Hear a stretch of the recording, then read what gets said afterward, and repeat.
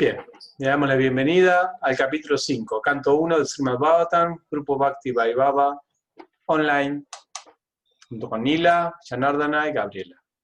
Koura y Araksha se les dificultó asistir hoy y esperamos que se puedan conectar pronto Madhu y Rishava. Bien, por aquí, como decía Nila, estamos en un día fresco. Es un día para andar por ahí como hizo Narada Muni.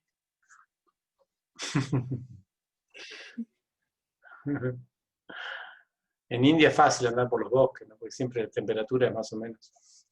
Aunque algunos iban a los Himalayas, ¿no? Y ahí sí que es difícil. En los Himalayas no, la temperatura es brava también. Entonces este capítulo... Brindaban también. Claro, brindaban también, es verdad. Temperaturas extremas. Bueno, en este capítulo tenemos un poco de biografía. Es el Narada Lilamrita. Un poquito, ¿no? Cortito, el Narada Lilamrita. Comparación del Prabhupada. Aunque esa es como él se volvió Narada Muni. Ahora, todas las historias que vienen posteriores de él, cuando inició su movimiento de Sankirtan, ahí sí que tiene mucho para contar. Pero esto es todo su iniciación, ¿no? Sabía que tiene una vida anterior, ¿no? A esta, Narada Muni, ¿la conocen la vida anterior a la que fue hijo de Sirvienta? Yo no. ¿La recuerda, Janarda? ¿No? Ah, qué bueno. Me siento bien de que puedo contar algo que... Ahora Gabriela me dice que sí lo conoce. Yo no conozco, o sea, solo lo que salía en el capítulo, nomás. Bien, bien. Sí. Se va a contar creo que después en el Bhagavatam.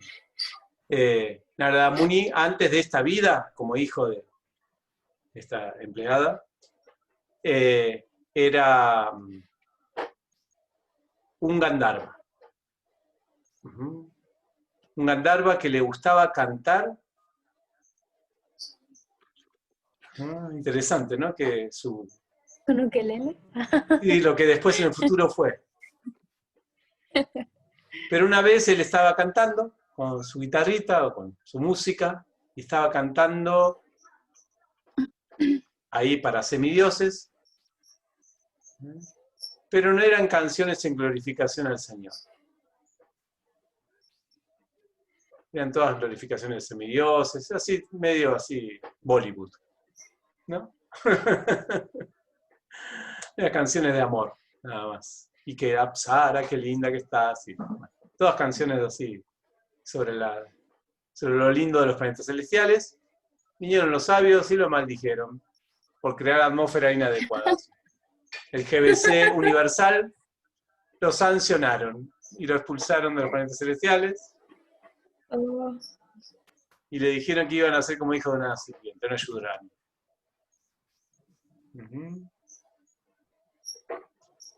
Ese fue más o menos el episodio. Pero al parecer, como todo acto que hacen personas sabias, tienen beneficios. Narada Muni tuvo la oportunidad en esa vida de relacionarse con estos sabios, alcanzar, ¿no? Despertar su servicio devocional completo, mucho mejor que el que tenía en los planetas celestiales, y en su siguiente vida, en su tercera vida, digamos de esta manera, convertirse, sí, ahora en el guitarrista más famoso del universo, devocional más famoso del universo, ¿no? Porque Narada Muni anda con su vina por todas partes, compartiendo la conciencia de Krishna y convenciendo a otros de la conciencia de Krishna. Es interesante como en la primera vida tocaba la guitarra pero sin conciencia de Krishna, en la segunda le sacaron la guitarra y en la tercera le dieron la guitarra con conciencia de Krishna. Un poco el proceso de los devotos a veces. A veces al principio te sacan todo, después otra vez, al principio venís con todo apegado, te sacan y después te lo dan, pero cuando uno sabe cómo utilizarlo para la conciencia de Krishna. Bueno, eso es un poquito el pasado de Narada Muni. Querían saber más. Bueno, algo de esta historia, muy lindo los aportes ahí, muy buenos los aportes de Janardana y de Nila.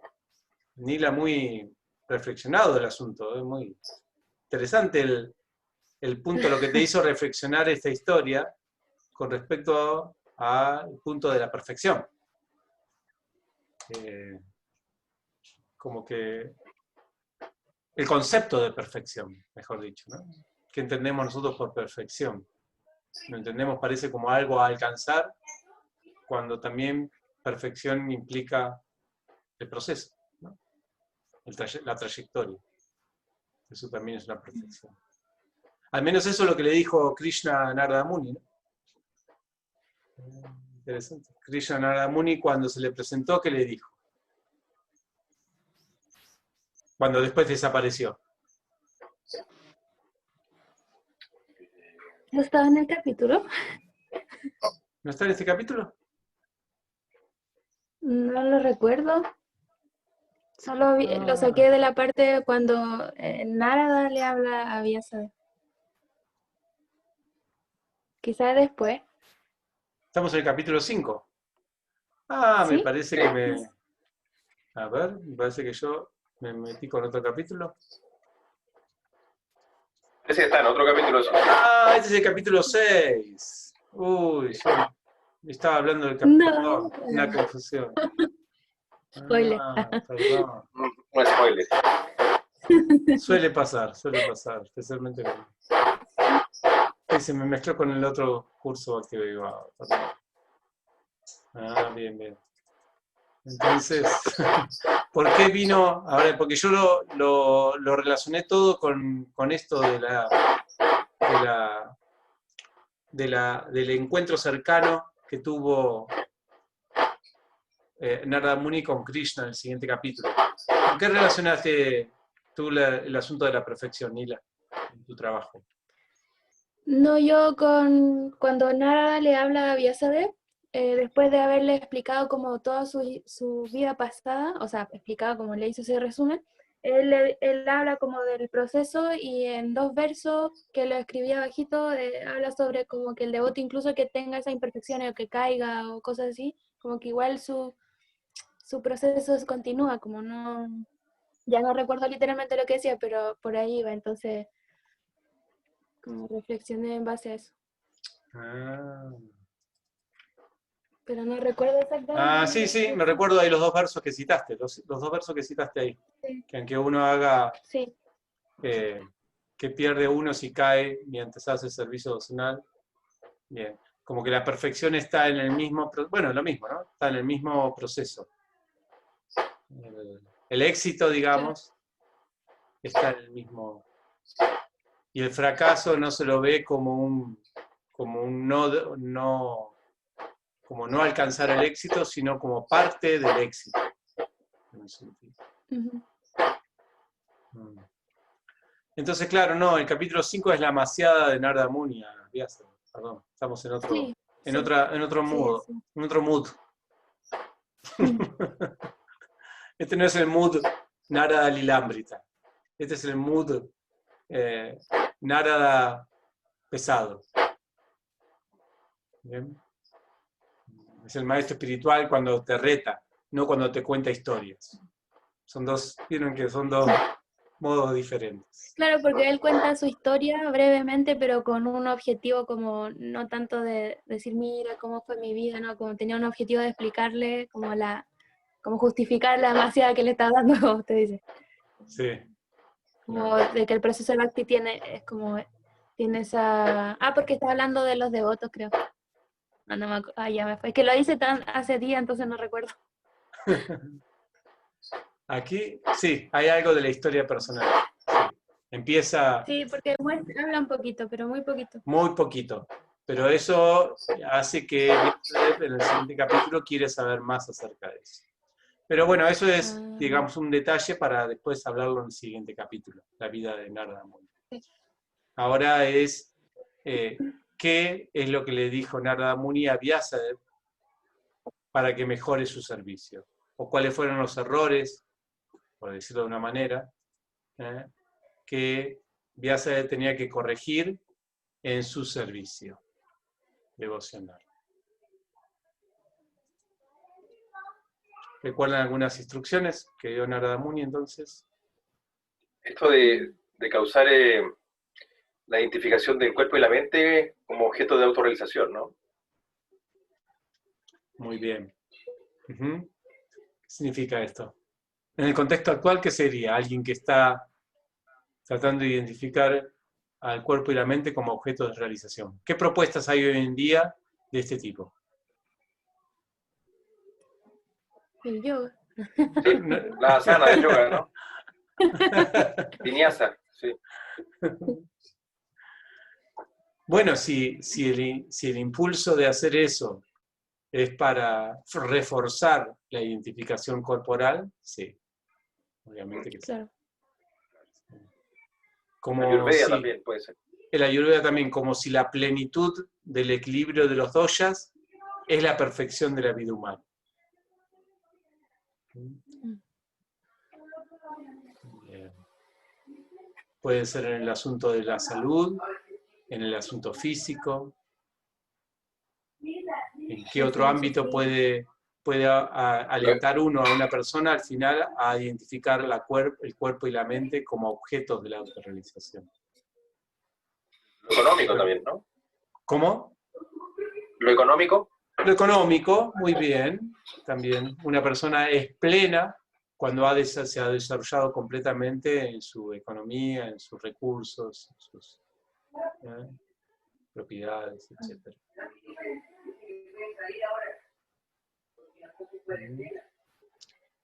Bueno, todo eso es Karma Kanda, ¿no? Lo que Vyasa también habló mucho. Todos los desarrollos profesionales, familiares, económicos. Todo eso hace que la gente se identifique con lo que no son. Es como si alentás mucho a una persona solamente a la consideración de mantener tu auto, tu coche. Y no le hablas más nada que eso, estás alentando a la persona a descuidar a ella misma en pos de cuidar otra cosa. Esto es lo que hizo y ayuda a mayor identificación por lo que no es. ¿El ruido de fondo qué es? ¿Tuyo, Janardhan, o que alguien, personas hablando? Puede ser, sí, puede ser. Ahí cerca, pero no tanto, pero ahí. Hay un poquito. Bien, eso es uno de los aspectos que Narada Muni le hace saber a Vyasa. ¿Alguna otra demasiada? Vamos, que aprovechemos que está pública esta demasiada. Esta llamada de atención. Una de las cosas que le decía era que estoy hablando un poco raro porque tengo una placa, por si acaso. ¿Ya?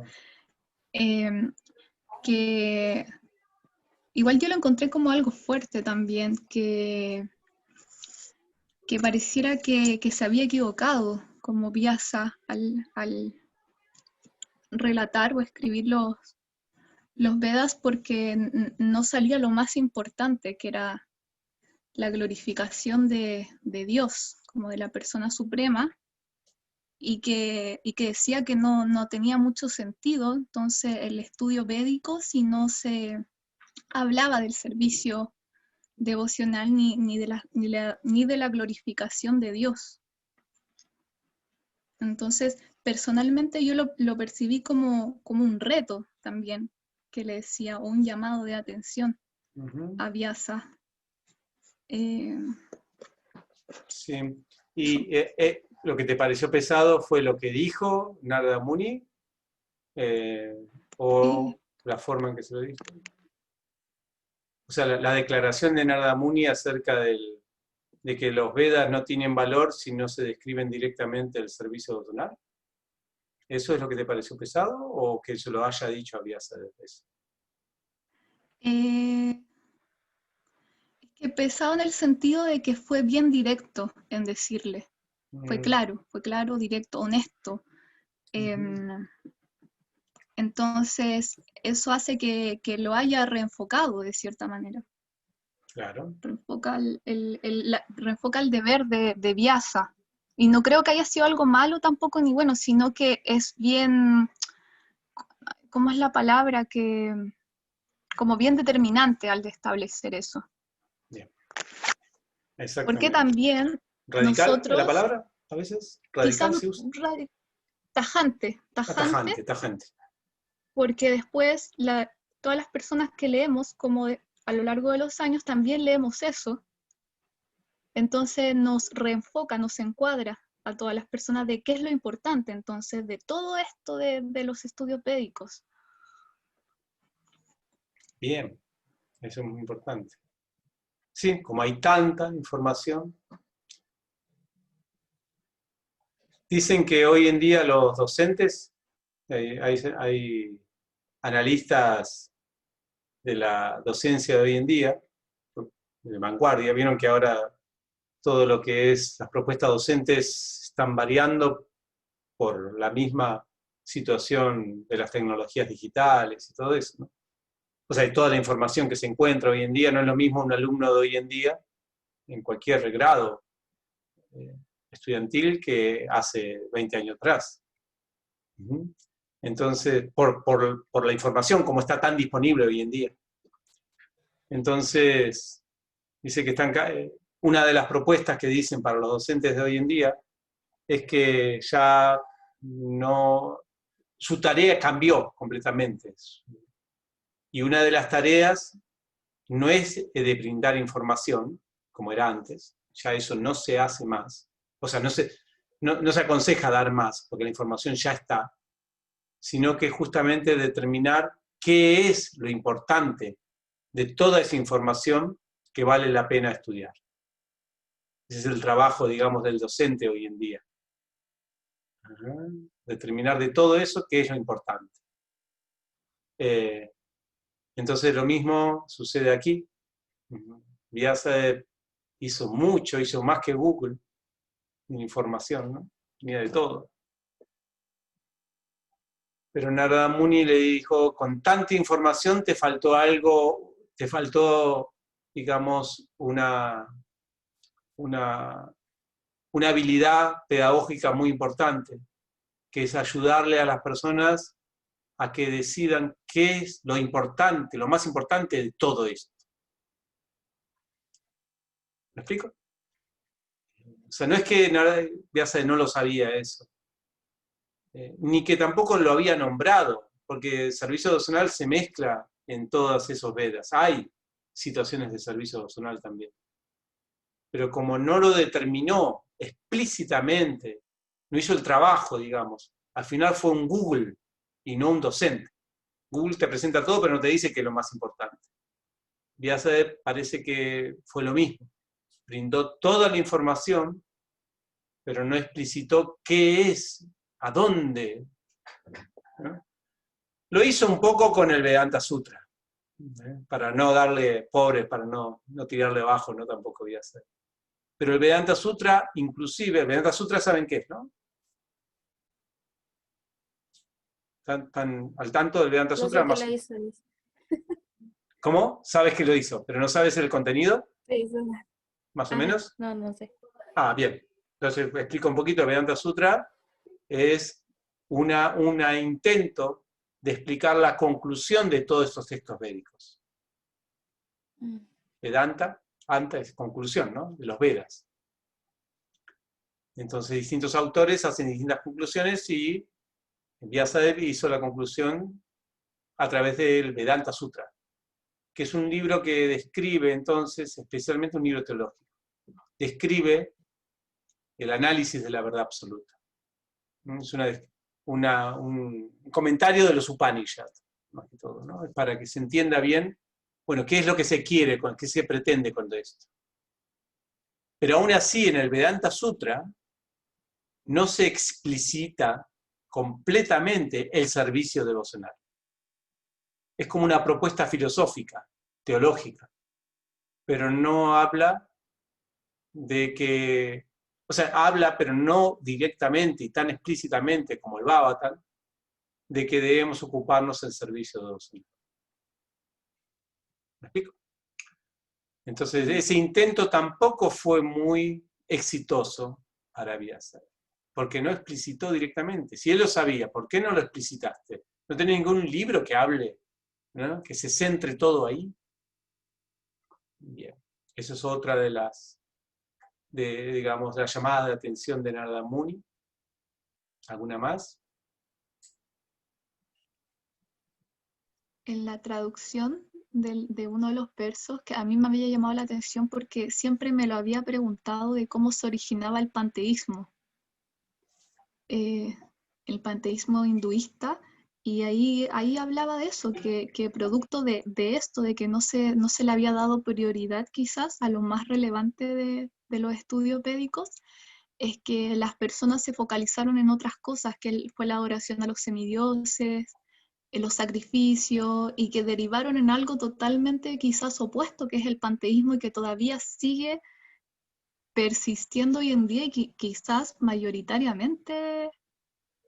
Entonces, personalmente encontré como una de las explicaciones que siempre yo me había preguntado, de como por qué, cómo se deriva esto a una mitología en el fondo, como quizás grecorromana, Claro. sumeria, y que nos desvirtuó del camino a lo más importante que era, que ahí lo menciona hartas veces en los versos de la liberación del cautiverio material, con esas palabras explícitamente. Claro. ¿Cómo liberarse del cautiverio material? Claro, eso quedó en segundo término. Y mismo si quedaba en primer término librarse del cautiverio material, aún así las propuestas para eso no tenían que ver con el servicio devocional, sino con otros tipos de liberación. Así que tenía que, como dice el recalcular, ¿no? Esa expresión de los aparatos para... No sé si existe eso ahora. En el celular no aparece la palabra recalculando, ¿no? ¿O sí? Porque antes estaban los GPS, ¿se llamaban? Que ya es una analogía vieja, pero miren, ya es tan rápido. Ya Nardan, ayúdame. ¿No era así el GPS que te decía recalculando cuando agarrabas por otro camino que no era el correcto? Sí, sí, claro, ¿Ah? sí. Ahora, ¿Lo hacen en algunos teléfonos?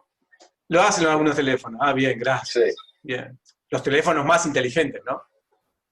Los más modernos. Sí. Bien. Entonces sí, recalculando 3 puntos suspensivos para Vyasa, tiene que recalcular todo el trabajo que hizo. ¿Qué más? ¿Algo que les haya impactado de las instrucciones de Narada Muni?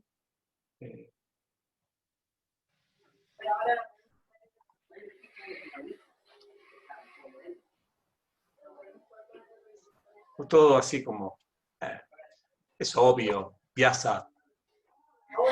¿No te diste cuenta todavía?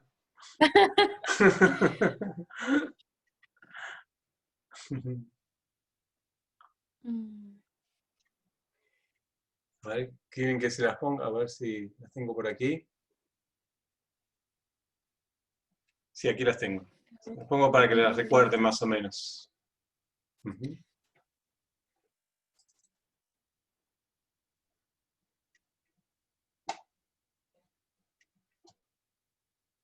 Ahí estamos.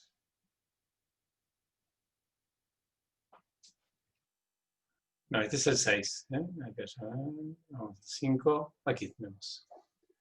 Entonces, sí, la primera causal identificación con el cuerpo y la mente, ya lo vimos. Mucha amplitud a los 4 principios de religión, poco a las glorias de Vasudeva. Es lo que dijimos recién. Animar la inclinación natural de disfrutar materialmente en nombre de la religión.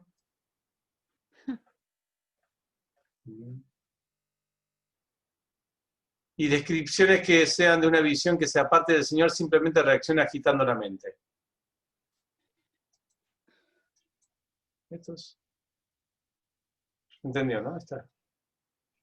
Sí. Bien. Entonces, ¿qué los trae aquí? ¿Qué vinieron a comer? ¿Qué van a pedir de la carta hoy? Acá las propuestas mías tenían que ver con los actos de Vyasa a corregir, las cualidades y trabajos que hizo Vyasa, la importancia de Kriya Katha, que después dice Narada Muni,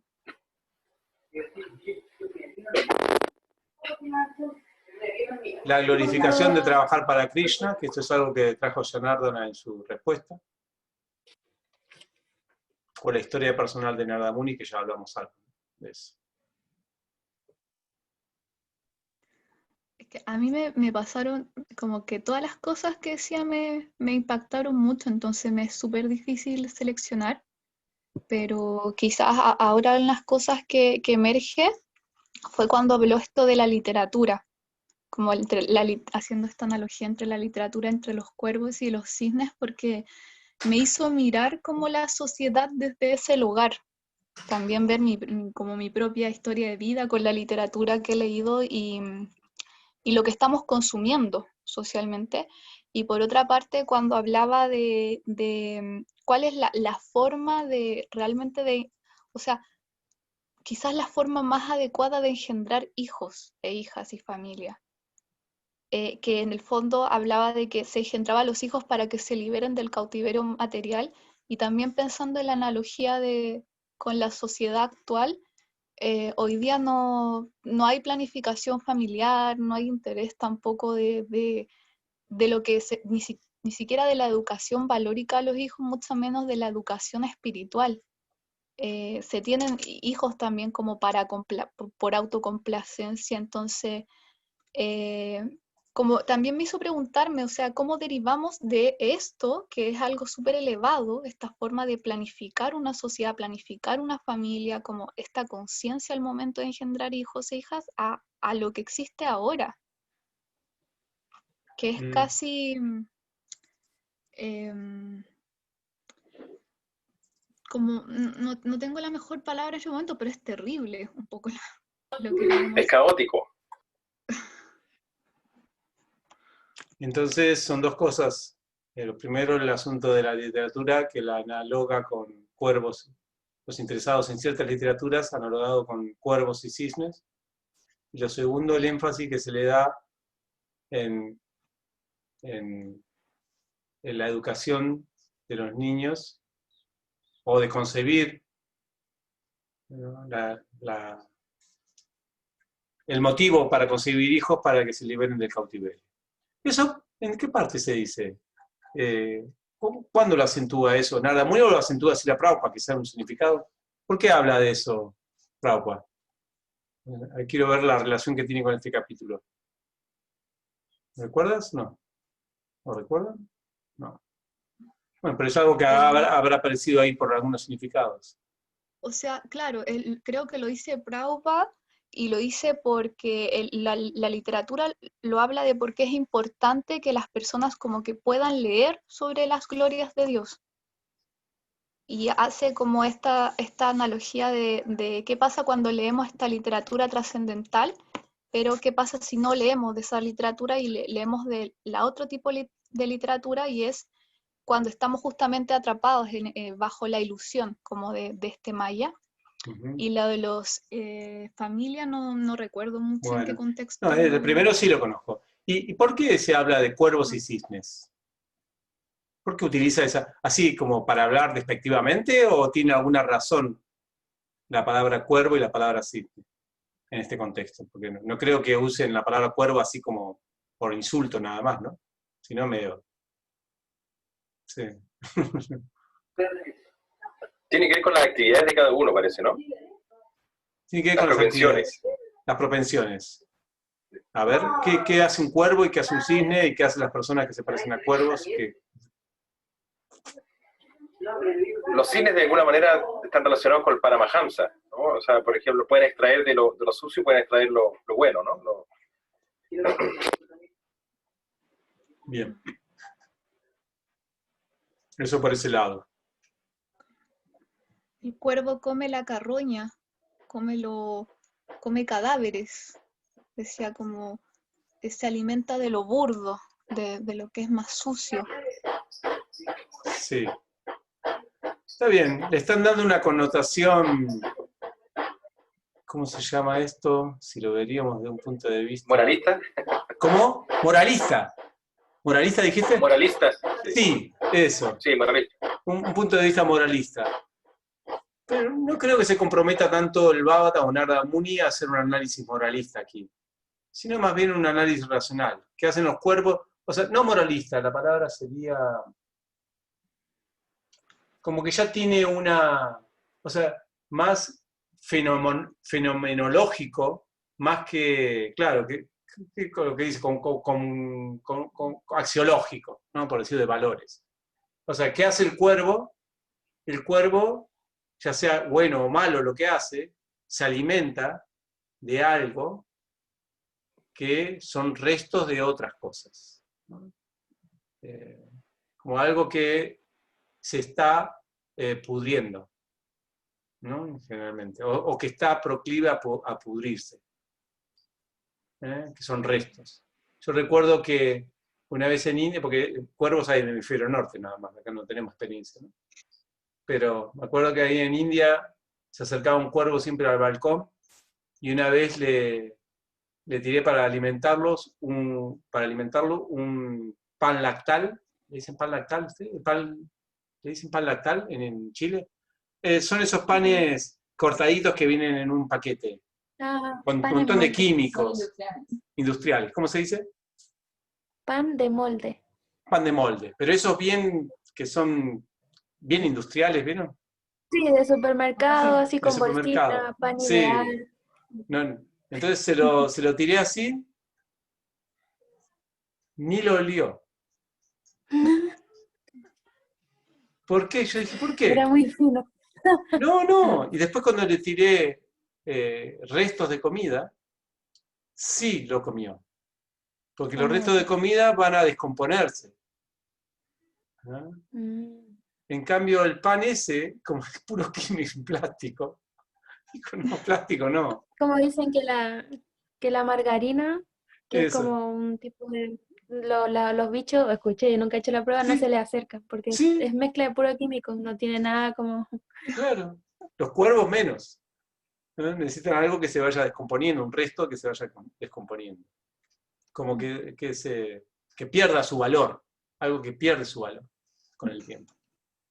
Entonces, los cuervos tienen comen eso.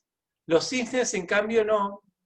Dicen, no sé si es comprobado científicamente, que los cisnes pueden extraer el agua, la leche, cuando está mezclada en el agua. Tienen ese poder. Entonces la analogía ahí viene con la literatura, entonces. ¿Cómo creen que viene? La literatura, por decirlo de una manera, imprenta, ¿no? Con esa connotación, sino más que todo las conversaciones, ¿no? Todo lo que ellos consumen de información. Entonces, ¿cómo se puede analogar con ese consumir información? ¿Qué consume una persona tipo cuervo y una persona tipo cisne? Decía como que se consumía el conocimiento para la gratificación, para la autogratificación. Todo el conocimiento que se incorporaba independiente de cuál sea, o sea, científico, filosófico o no sé, para la diversión, era un conocimiento para la constante autogratificación. Entonces, al menos lo que yo entendí, quizás no era tanto el problema en sí el conocimiento, sino con qué finalidad, si iba para la autogratificación o un conocimiento que vaya en pos del servicio devocional. En este contexto, justamente es el conocimiento, lo que es como el pan lactal, el pan de molde, o el tomate pudriéndose, o ponerle la leche. Si hay algo podrido, significa que se ha sido usado, que está en descomposición. Entonces, ¿por qué la información, cierto tipo de información, atrae a los cuervos?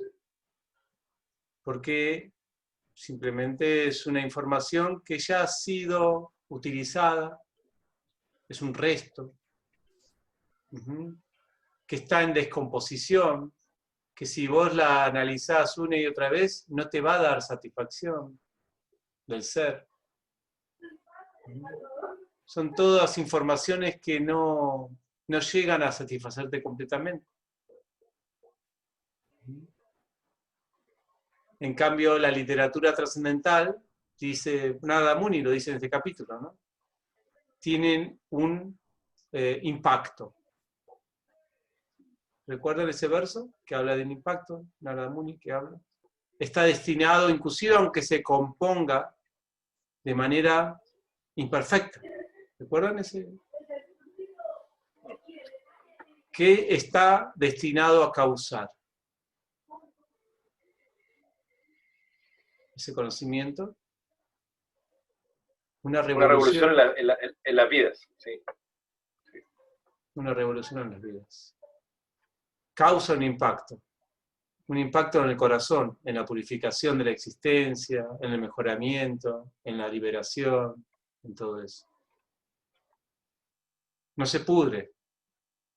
Por más que el Bhagavad Gita fue hablado hace 5.000 años, sigue como un tomate fresco. Y no es un pan de molde. Tengo una Sigue pregunta con todas las sobre propiedades eso, buenas. Sí. ¿Sí?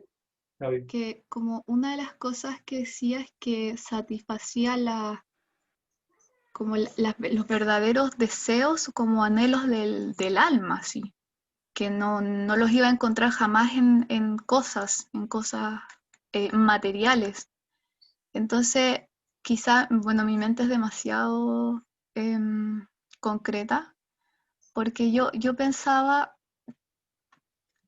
pero no todas las personas resuenan quizás con este conocimiento. Entonces, ¿cómo una persona o sea, en primera instancia, no sé, uno no le podría llegar y decir, este es lo que tú necesitas, como todo lo que tu alma anda buscando, tienes que leer de esto. ¿Cómo se hace ese camino? Y también qué pasa con aquellas personas que lo leen y, por ejemplo, no llega quizás a su alma, no le produce interés ¿Cómo o quizás cambiar le el puede... paladar cuervo a un paladar tipo cisne? Claro. Y Narada hablaba de su experiencia, que él oía de devotos puros, por ejemplo, de eruditos, y que con eso él, al oír, se iba purificando, decía que se iba purificando sus pecados, pero, y que esa era como la forma, pero ¿qué pasa si no hay como esta posibilidad de conocer o escuchar desde devotos puros, por ejemplo? ¿Representantes de votos puros?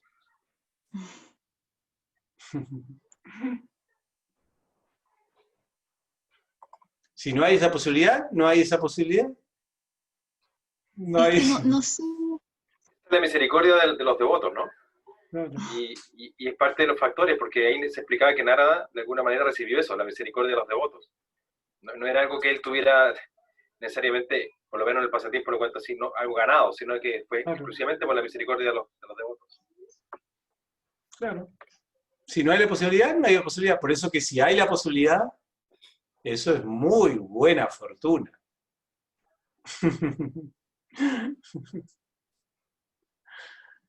De todas maneras, por eso es el trabajo importantísimo misionero de la conciencia de Krishna.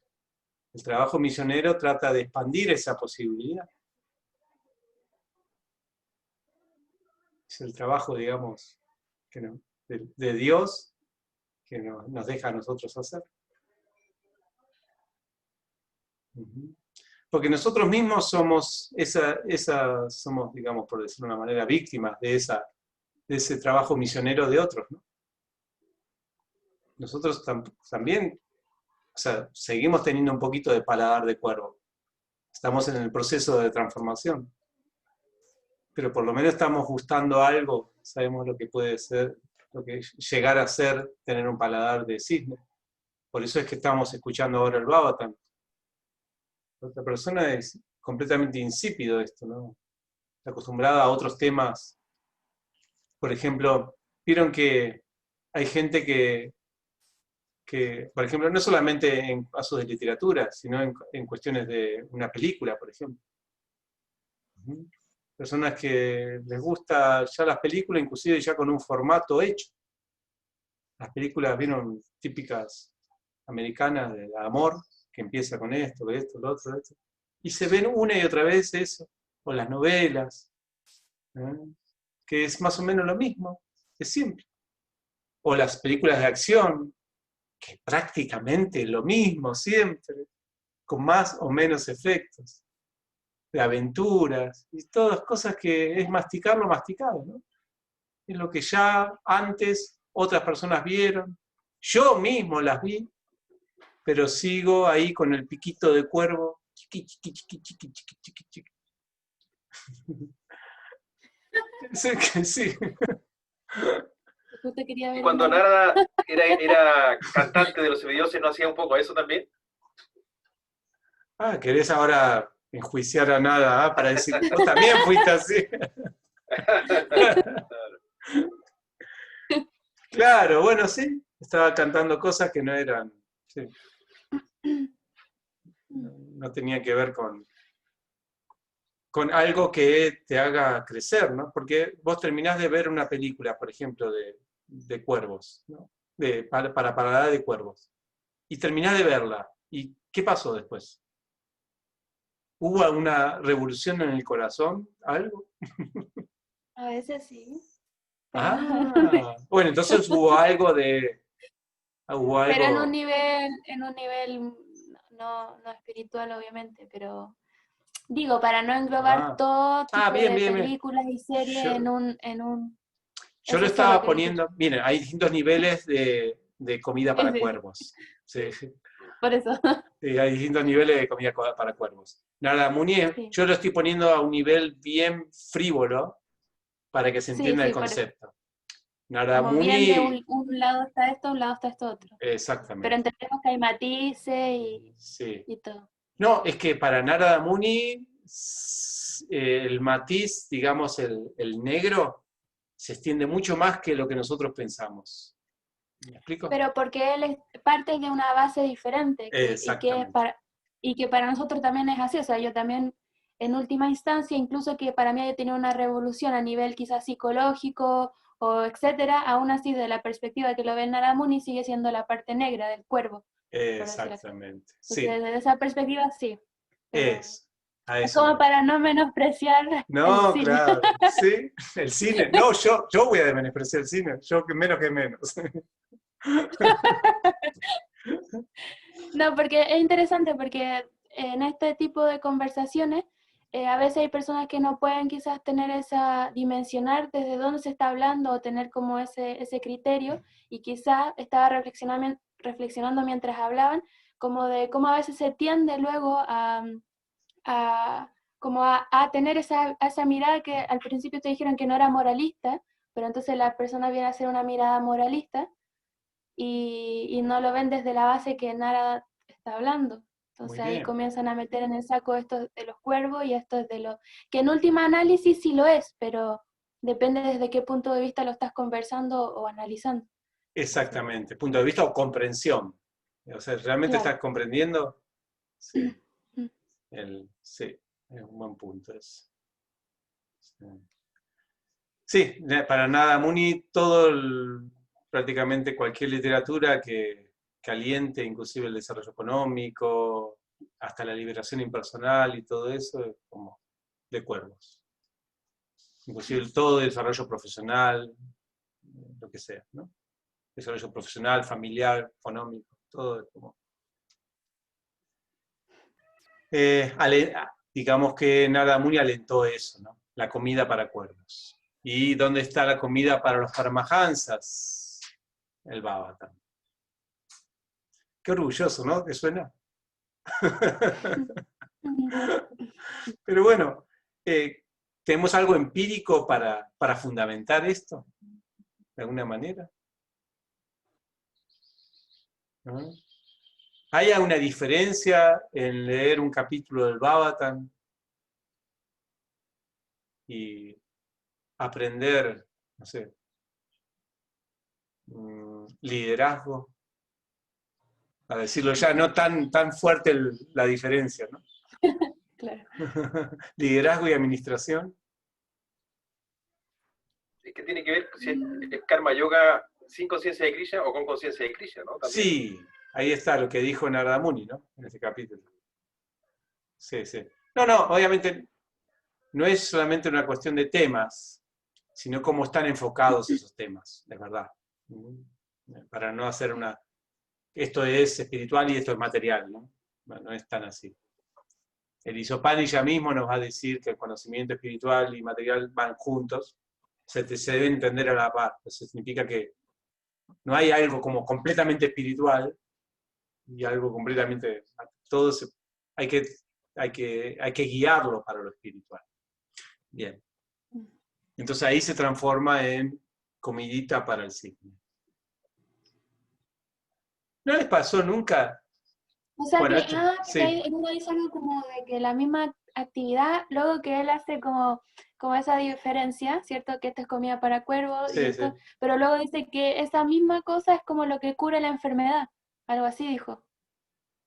Entonces eso es lo que dijo Yanaro, ¿no es cierto? ¿Cómo Sí, sería eso? Como luego de hacer esta diferenciación, luego, digamos, como que viene a tratar esto y decir como, bueno, pero igual este entendimiento no hace que vamos a excluir de nuestra vida esto, sino que ahora lo usamos para curar esa enfermedad, como de sí, tener del paladar.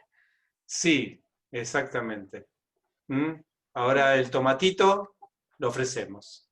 Sí. El Claro. tomatito del cuervo lo ofrecemos y hacemos que ese tomatito que antes lo consumíamos con paladar de cuervo, ahora también nos purifica la existencia. Y hay un símil también con el Bhagavad Gita, porque el Bhagavad Gita dice que Sí. uno tiene que ser experto en la ciencia material como la espiritual. Sí. Lo único que Narada Muni acá refuerza, porque es interesante que él diga en ese verso, aunque las obras estén compuestas imperfectamente, tienen efecto. Que eso no sucede cuando nosotros queremos hacer obras, ya sea películas, literaturas, cualquier, ¿no? Cuando tienen imperfecciones, no tienen el efecto, o sea, si no, fíjense en las críticas que les hacen a las malas películas, a los malos libros. Por más que la persona se haya esforzado en transmitir un mensaje, si no está escrito como corresponde, o no se produjo, no se dirigió la película, la obra como corresponde, entonces no crea ni siquiera el impacto material, no crea nada. Es como perdiste el tiempo viendo una mala película.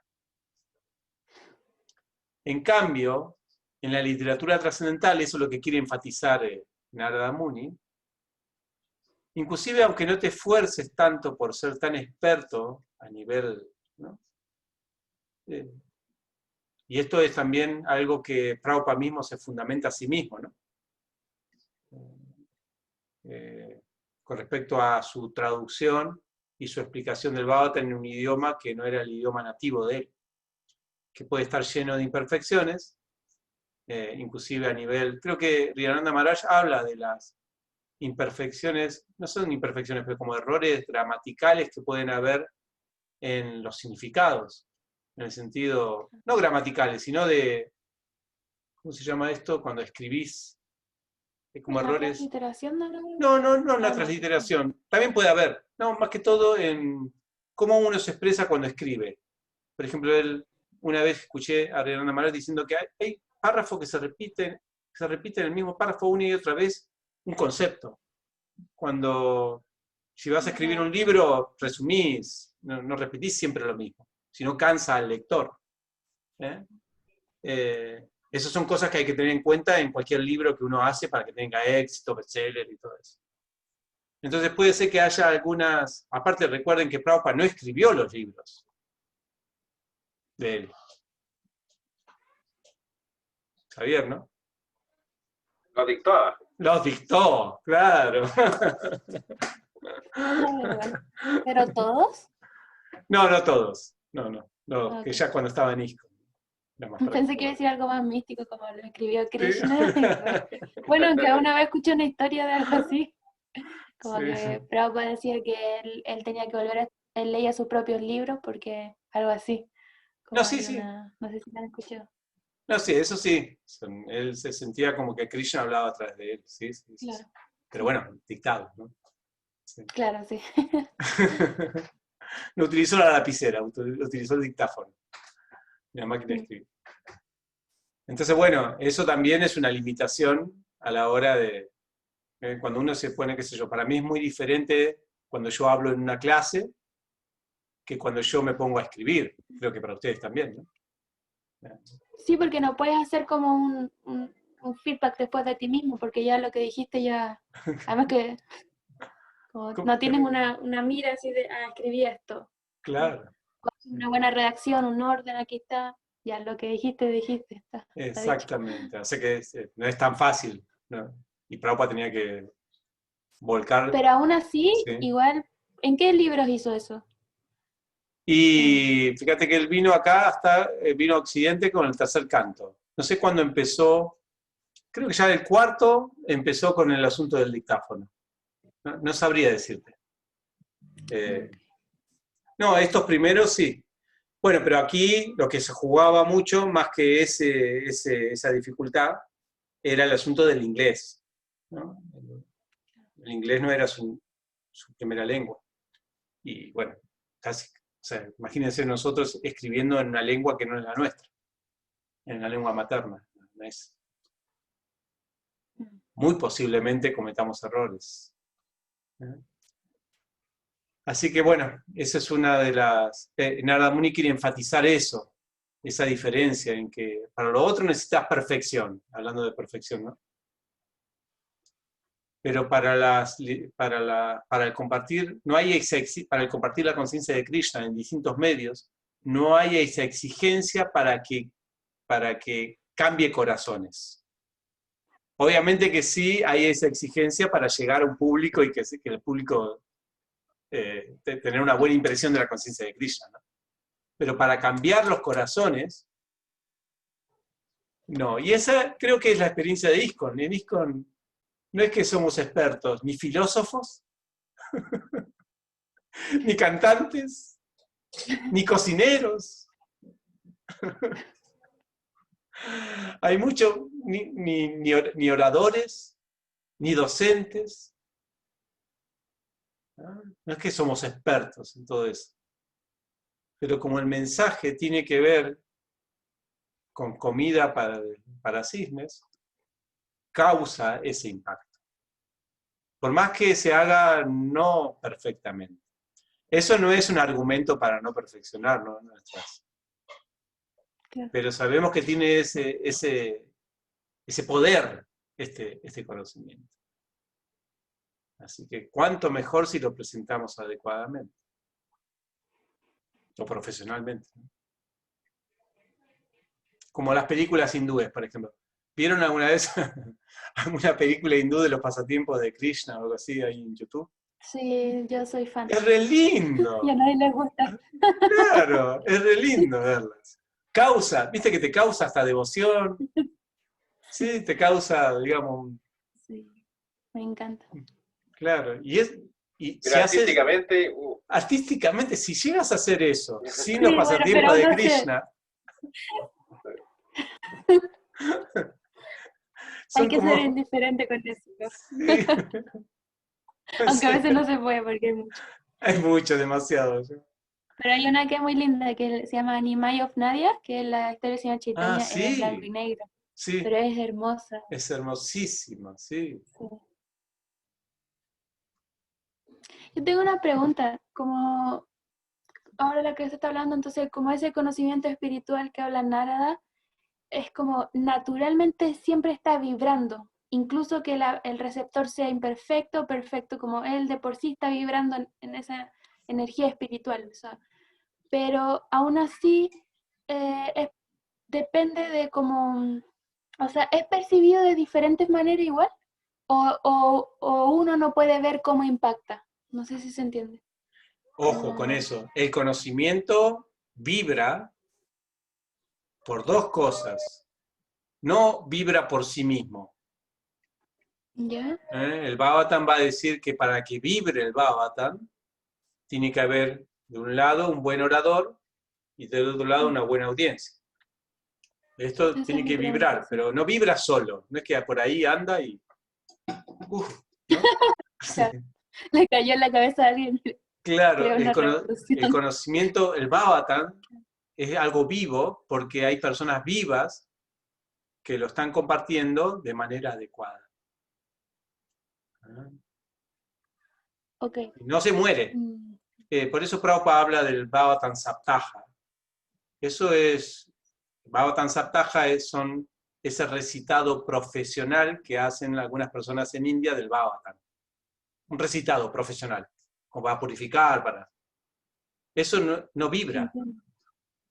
Ah, O, por esa era ejemplo, mi pregunta. claro, cuando cuentan pasatiempos de Krishna, de las gopis y todo, sin conocimiento exacto, no está vibrando tampoco, ¿no? La vibración viene por el Bhavata, por el devoto Bhavata. Y el receptor también con intenciones Bhavata. Ahí se arma ¿cómo se llama?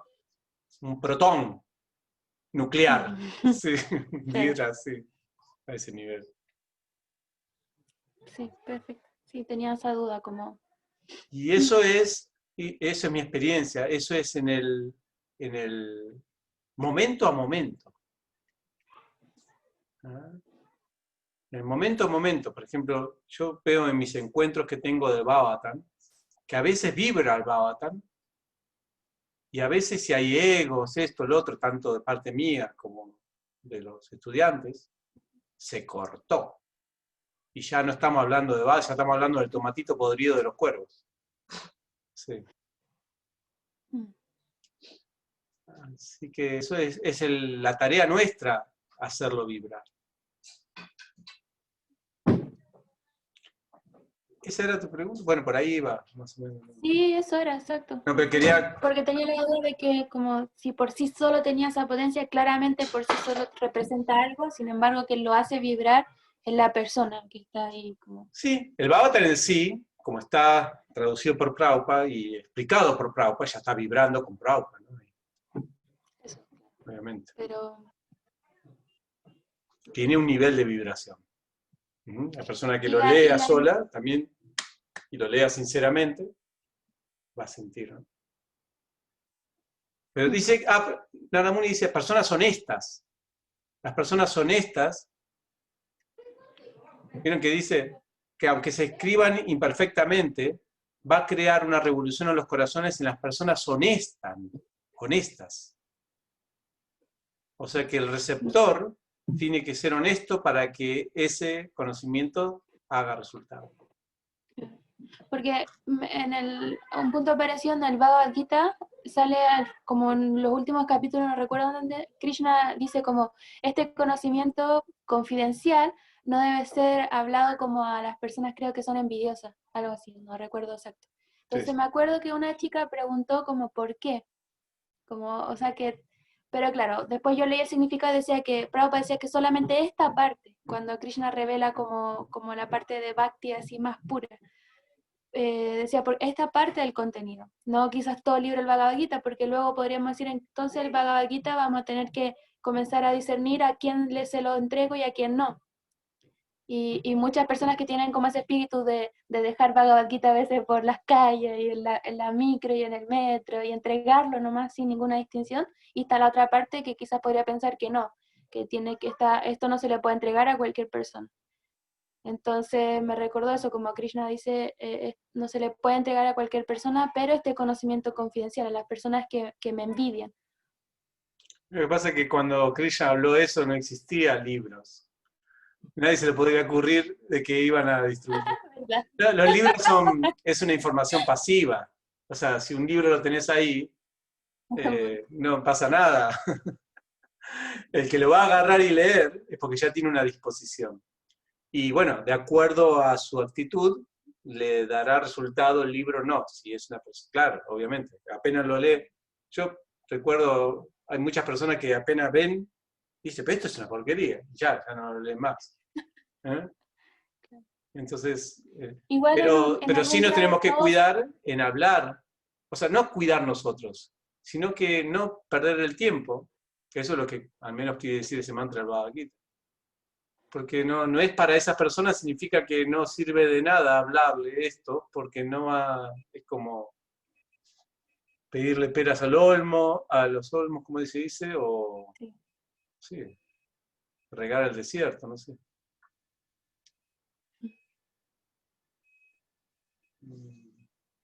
Yo justo esta semana estaba conversando con un amigo que él fue iniciado como devoto en otra línea, pero él como dejó de ser parte como de cultivar conciencia de Krishna.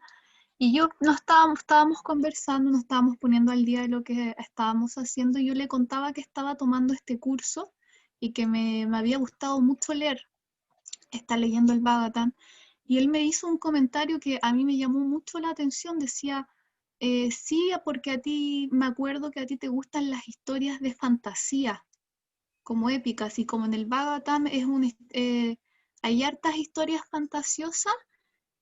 Claro, son bien entretenidas para las personas que les gusta eso.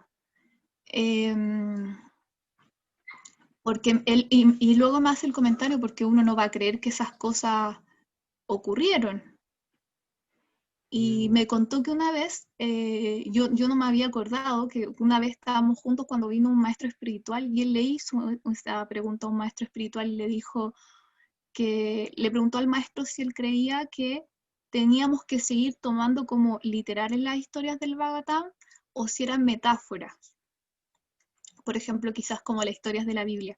Que el maestro espiritual le dijo que no había que tomársela como metáfora, sino que eran cosas importantes, trascendentales. Entonces, yo en ese momento pensaba que, claro, quizás él fue iniciado como devoto, él tuvo la posibilidad de leer un poco quizás el Bhagavatam, quizás no estudiarlo como en un curso, pero en su mirada es que esto es como una historias épicas, un conjunto de historias épicas, y que son entretenidas. Y yo pensaba para mis adentros que para mí ha sido como volver a estudiar filosofía, que la carrera que estudié tenía mucho componente filosófico. No entré tampoco a discutir con él ni a disputar ninguna idea, pero me llamó la atención cómo alguien podía quedarse con esa imagen, y que por tanto no tuviera ningún tipo de peso el Bhagavatam. Era como leer cualquier cosa entretenida. Y fue Qué súper, buen me concepto que dejó. tiene, yo lo veo del lado positivo, qué buen concepto que tiene del Bhagavatam esa persona que cree que el Bhagavatam es entretenido a nivel histórico, porque no es Sí, para también. tanto. O sea, hay historia más entretenida para leer las novelas, o más entretenida que leer el Bhagavatam, en ese sentido, ¿no? Es un La texto historia es más teológico, corta. pero tremendo, claro, es un análisis teológico, filosófico, pero está disfrazado, un poquito de historia por aquí, por allá, pero no. No es así tan... Porque tenga esa mirada, bueno, me alegro de que considere tan divertido lo hago. Especialmente los primeros cantos. O sea, no sé, no ha llegado al segundo canto o al tercero. El tercer canto es Sankhya Yoga. No hay ni una historia. Y el segundo canto es todo creación y todo eso. No hay tampoco ninguna historia. Quizá el cuarto canto se vuelve un poquito más divertido, algunas historias, pero siempre están llenas de conclusiones. Pero bueno, ¿qué va a ser? El asunto, yo creo que lo hablamos acá, y yo una reflexión que tengo, no sé si hay que defender tanto la realidad o no de las historias, porque el Bhagavatam no está para fundamentar eso. El Bhagavatam no fue creado para eso, para decir, sí, esto es la historia real, créanla, porque si no van al infierno. No, no es de ese sentido. Es para qué podemos aprender de esa historia, eso es lo importante. De que lo que aprendamos de esas historias lo apliquemos en nuestra vida, que veamos un parámetro de lo que es bueno para la humanidad, para nosotros, si es real o no, no sé hasta qué punto es, o sea, cambia en algo. A eso me refiero, ¿no? Relevante, claro. Sí. No sé, es una cosa personal. No lo leí por ahí. No quiero ser un, ¿cómo se llama? Un hereje con ese asunto. Pero igual me imagino que Sí. debe al menos existir alguna disposición. O sea, cuando uno lee algo, eh, existe quizás una voluntad de querer o no entender, quizás ver más allá, como qué me está transmitiendo esto, qué puedo aprender de esto, independiente si estoy de acuerdo o no. Pero puede ser que también ese proceso que requiere cierta obra de voluntad, no todas las personas lo quieran tener tampoco. Y eso tampoco puede forzarse. Sí. En este caso preciso, creo que el asunto es no solamente un escepticismo sobre la realidad de las historias, sino también una duda sobre aceptar las instrucciones que esta historia nos transmite. O sea, un rechazo a eso también. Entonces, quizás uno queriendo negar la historia, niega las instrucciones. Como un intento de ese lado. Esto ya es más un análisis psicológico. Pero, ¿no? Leonardo, puede ser algo por ahí. Sí, sí, de todas maneras. Además que también se explica eso en el capítulo 2 que ya pasamos, ¿no? Como son las características que uno debe tener para poder relacionarse con el Bhagavatam, ¿no? De alguna forma. Ah, Que tiene que ver con la audiencia también, ¿no? ah, sí. Y bueno, los que no hay problema. El Bhagavatam no obliga a nadie. Los sabios lo propusieron. Los sabios lo proponen, los caliyuguescos disponen.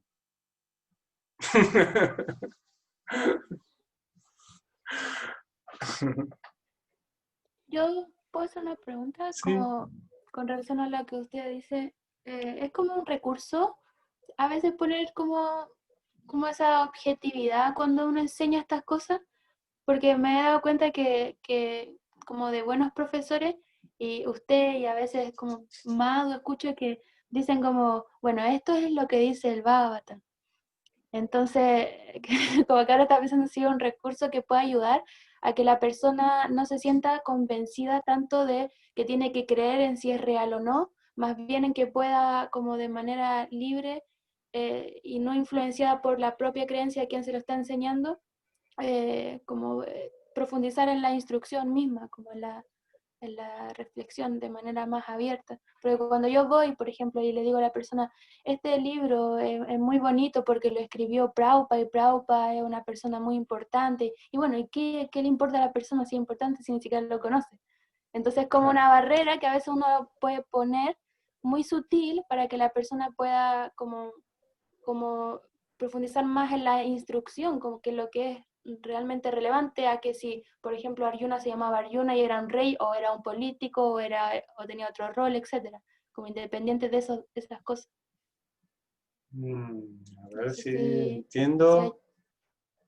O sea, que te asombra o te gusta el asunto del enfoque pedagógico de mostrar el libro, como, o sea, las instrucciones de un libro, para que las personas investiguen, más que tratar de convencer de mis gustos personales o de los gustos de los docentes personales o de sus inclinaciones a los estudiantes. ¿A eso te refieres? ¿O me fui para otro Y lado? sí y O sea no, que, porque no ah, lo estoy poniendo como algo estándar, que tiene que ser así en cada momento, ujú, en todo lugar, ¿no es cierto? ujú. Estoy diciendo que en base a lo que dijo Gaby, como la historia que ella contó, Ah, y ahora la bien. reflexión que usted hizo de que qué tan relevante es, entonces ahora yo hago una reflexión como de quizás que es interesante Ah, poder usar ese recurso, y que creo que lo veo en ustedes también, como a veces en Mago, a veces en usted que dice ah. como que nos viene y nos hace una clase como, miren, esta historia es así porque esto es real, y aunque Bien. es diferente porque claro, nosotros entendemos que esta audiencia en particular ya tenemos un grado de aceptación, Claro, claro, claro. entonces claramente va a ser diferente, pero lo quise llevar como al Sí. otro lado, como en el caso de la historia que contó Gaby. No solo Sí. estaba pensando. En mediación eso se llama centrarse en el problema y no en las personas. O sea, nosotros tenemos acá el foco común es el Bhavatan. No soy yo, no es el profesor, no son ustedes. Es el Bhavatan. Y entonces nosotros estamos ahí viendo. Todos estamos viendo ahí. Ajá. Y entonces lo vemos de distintos puntos de vista. Es como nuestro objeto de estudio esto. No mis creencias, mi gusto. Entonces eso es algo de cada uno, que obviamente es lindo compartirlo, pero es una visión más. ¿Sí? Eso es importante, porque el Bhavatan en sí ya tiene su poder, ¿no? Aparte está Srila Prabhupada ahí también el Bhavatan. Sí, eso es muy importante. Eso también es importante para nosotros compartir la conciencia de Krishna. No sentirnos identificados, qué sé yo. Si yo me encuentro con el muchacho este que se encontró Gaby, que me dice, el Bhavatan son historias. Bueno, yo capaz no creo eso, pero yo no voy a sentir eso como un ataque a mí, porque yo sí creo. Sino, ¿a vos te pareció eso, ese libro? ¿Te pareció a vos eso? Mira vos, ese libro, ¿no? Para vos. Mira, interesante. Es tu mirada de ese libro. Es tu mirada. Sí. Pero así, porque si yo quiero defender algo, entonces él se va a defender también de su propia visión. Entonces de esa manera queda todo en el libro. Está el libro ahí y cada uno tendrá su impresión de ese libro. Yo lo único que puedo decir es qué dice el Bhavatan acerca de cuál mirada es mejor. Como dijo Jonardan, ¿no? El Bhavatan mismo ya dice cuál es la mirada mejor para sacar los resultados que se esperan del Bhavatan. Y si uno no lo hace, bueno, tendrá los resultados o no tendrá los resultados correspondientes. Una manera más objetiva de ver. ¿Sí? Está bueno eso. Es bueno para nosotros, es verdad, es algo bueno, Nila, para todo, ¿no? Porque no es que no somos como evangélicos, ¿no? Que levantamos ahí la Biblia, ¿no? La ponemos acá a disposición y que la miren, que la discutan.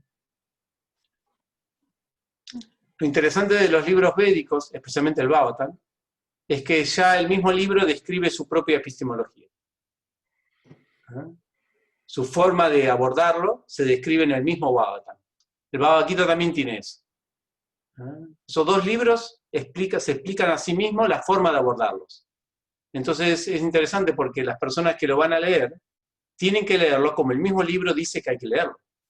Si lo leen de otra manera, no sirve de nada su lectura. Es como muy personal también, porque es como cuando tú conoces a una persona. Como si tú quieres ir a disfrutar, por ejemplo, un parque, no necesitas que el parque te diga cómo disfrutarlo, pero con una persona, si te quieres relacionar, necesitas como conocer cómo la persona quiere ser entendida, conocida. Entonces, como muy personal también. Claro, sí, muy personal. Sí. Así es. Así que cuando alguien vaya con algún cuestionamiento del Bhavatan, nosotros podemos decir, bueno, pero el Bhavatan dice, estas son... Eso que una vez leí en el Bhagavad Gita, aparece mucho eso. Las personas quieren interpretar el Bhagavad Gita, pero el Bhagavad Gita dice, no me interpreten. Entonces, pero se hacen lo de, pero yo te estoy diciendo que no voy a ser comprensible para aquellos que me interpretan, dice el Bhagavad Gita. Que esto se aprende por sucesión discipular. Yo te estoy diciendo cómo vas a aprender el Bhagavad Gita. Y el otro dice, no, yo te voy a interpretar y te voy a entender mejor. Pero no tengo derecho, dice el Bhagavad Gita, a decir cómo me vas a comprender. Claro, es algo así, ¿no? Con Krishna pasa lo mismo. Krishna dice, a mí me se entiende por servicio personal. Krishna mismo dice, a sí mismo se dice. Y otros dirán, no, a Krishna se lo entiende por Astanga Yoga. ¿Y por qué? ¿Por qué uno?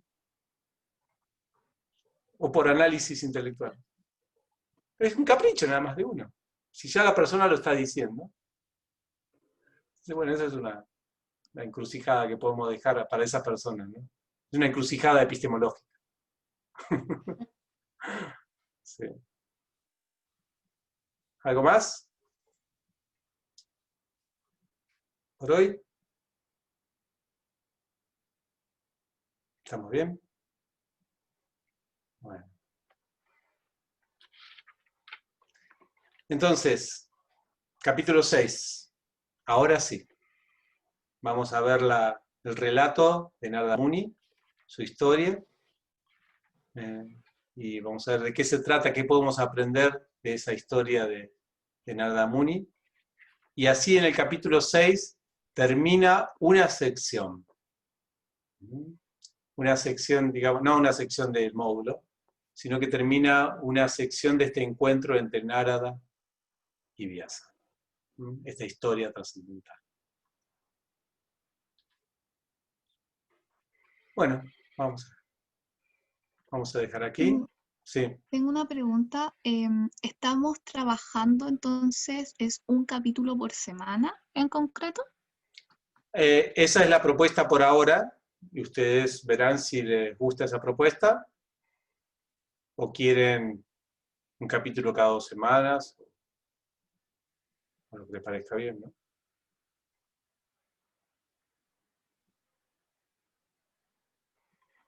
¿Estamos bien así? Para mí sí. Yo no sé si pueda, como haré el intento. Bueno. Pero he estado, por ejemplo, claro, alcancé a leer este capítulo, pero no he hecho las actividades. Entonces... ¿Y pudiste eso, no sé ver mis clases? ¿Del quinto? Sí. No las he visto. Solamente la No he visto lectura. Ah, solo la lectura la he hecho, sí. bien. Entonces planeo igual ponerme al día, pero estoy como siempre... es que yo no sé cómo estudia cada quien, pero me di cuenta que me falla un poco la memoria. Entonces, para recordar más, leo y tengo que escribir. Y escribo un poco de cada verso. Entonces, eso obviamente me está tomando quizás más tiempo a que lo leyera de corrido y no me acuerde nada. Por eso es que me estoy demorando más. Puedes dejar eso para el final, si te queda tiempo. Lo primero mejor es leer el capítulo, ver mis videos o leer mis explicaciones. Si no querés ver los videos, lees mis explicaciones, que es lo mismo. Eso así, cuando llegue la clase, por lo menos yo no tengo que repetir cosas que dije en mi video o en material de lectura. Y en base a eso podemos seguir elaborando más el concepto. Es como mi función durante la semana, es como la del profesor. Y mi función aquí es más de facilitador. Entonces, con esas dos cosas, léelo y mirá mis explicaciones. Inclusive, si no te da el tiempo, lee los versos al menos, mirá mis explicaciones, porque en mis explicaciones pongo cosas de los significados de Prabhupada. Eso es lo mínimo. Y después, sí, hacer las consignas. Las consignas, lo que estamos sugiriendo ahora es más que todo una reflexión. Una vez que leíste el capítulo y viste mis explicaciones, alguna reflexión que te aparezca de esto, de este capítulo. Y después tenemos el test, ¿no? Que eso es para corroborar la memorización de los conceptos. Si tienen algún problema con eso, me dicen y bueno, pasan al siguiente tema sin pasar eso. Aunque esto es, al principio es bueno para tener los conceptos más claros. Sí, ayuda harto. Claro. Sí, como para volvés a ver todo y entonces te queda más, ¿no? Se consolidan más los conceptos. Sí. Bueno, entonces allá vamos, capítulo 6. Es cortito el capítulo 6, no te va a hacer problema. Y es historia, como le gusta a tu amigo.